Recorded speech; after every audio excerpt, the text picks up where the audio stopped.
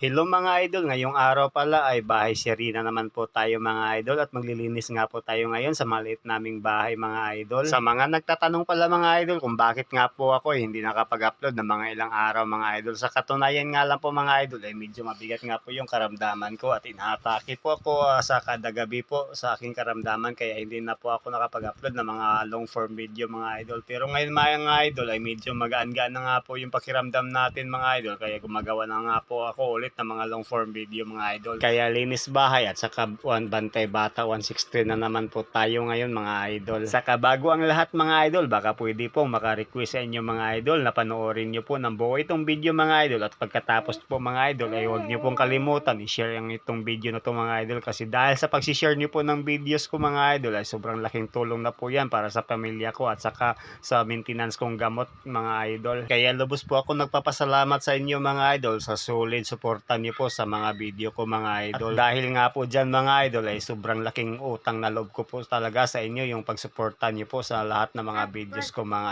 idol. At palagi ko nga pong hinihiling kaya sa Panginoon mga idol na sana hindi po kayo magsasawa sa pagsuporta ng mga videos ko mga idol. At dito sa part ng video na to mga idol ay maaga pala ako na malingki kanina kaya kung napapansin niyo mga idol yung bigas po namin ay dalawang klase mga idol kasi yung isa po niyan mga idol ay mumurahin tapos yung isa naman ay nasa around 60 pesos po per kilo at ipinaghalo nga po ko lang niya yan mga idol para kahit papaano naman mga idol ay makapagtipid din kami mga idol dito sa bahay. At ito nga po yung sitwasyon ko dito sa bahay mga idol habang may ginagawa ako mga idol panilingon po talaga ako sa mga bata mga idol kasi naglalaro po yung mga bata ay hindi ko po mapansin mga idol baka ay madapa po yung isa ay maliit pa kaya mga idol kaya palaging nililingon ko po talaga kahit na may ginagawa ako. At dito nga po mga idol ay sinunod ko na po yung pagwawali sa aming sahig mga idol kasi marami nga po talagang alikabok at saka mga dumi-dumi mga idol dahil sa mga laruan ng bata. At saka kung napapansin nyo mga idol na maingay yung pagka-voice over ko mga idol, pagpasensyahan nyo na po mga idol kasi hawak-hawak ko po kasi yung bunso kong anak mga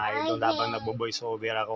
Wala po kasing magbabantay ngayon kasi nasa school yung kapatid niya kaya nandito hawak-hawak ko kahit maingay naman ay nakikisali din naman talaga siya pag voice over kung ano ang sasabihin ko ay yun din ang binubulong niya dito sa may cellphone mga idol kaya nakakatuwa din pero nakakaasar kasi nasasapawan po yung boses ko. Kaya pagpasensyahan niyo na po mga idol, ganon talaga ang buhay ko dito sa bahay.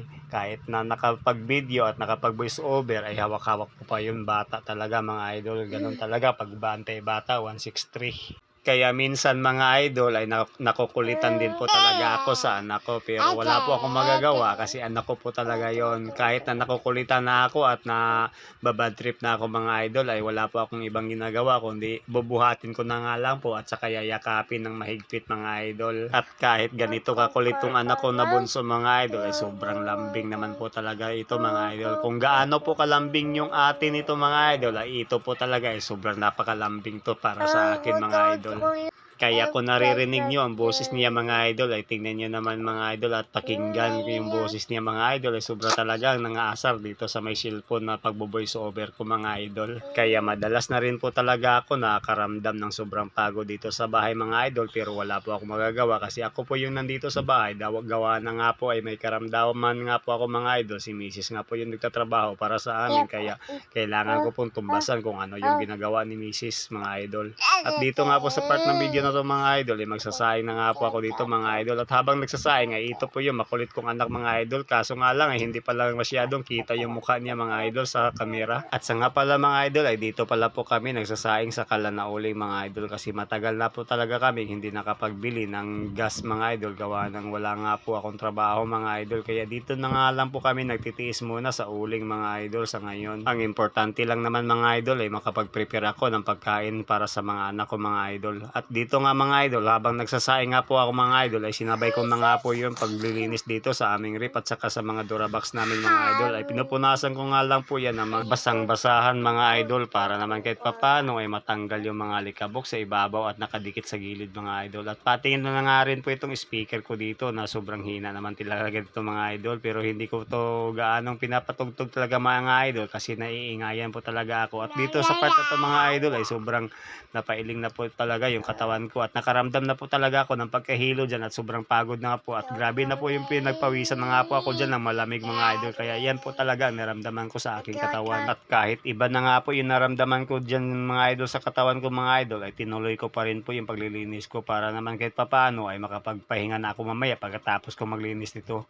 Kasi ang ginagawa ko pa talaga dito mga idol ay kailangan ko matapos talaga yung paglilinis ko dito sa bahay para naman kahit papaano magpahinga ako, maglalaro yung mga bata dito sa may sahig namin mga idol ay malinis yung paglalaroan nila. Kaya hanggang dito na lang mga idol, maraming salamat po sa panonood.